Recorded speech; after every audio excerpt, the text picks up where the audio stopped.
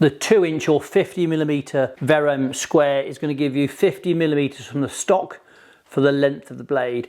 This is an ideal size square for doing this smaller kind of setting out. If we're doing these fine dovetails, ideal for marking across things like this 6mm thick timber. Or if we were doing the little drawer slips that fit into here, we've got little tiny tenons going on. So using that to do all your marking out is going to be absolutely spot on for doing this. What we can also do, we've obviously got very square internally, very square externally, but also the stock of the square is very highly engineered, and we can use that if we're doing things like dovetailing to sit in here and see if it actually sits nice and flat on your shoulder. If we push it up against the joint, is it sitting nice and flush?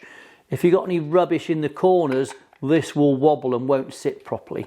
Same up this way. Is it nice and square coming down your dovetail? Ideal size for keeping in your pocket or for setting up any of your smaller marking out work.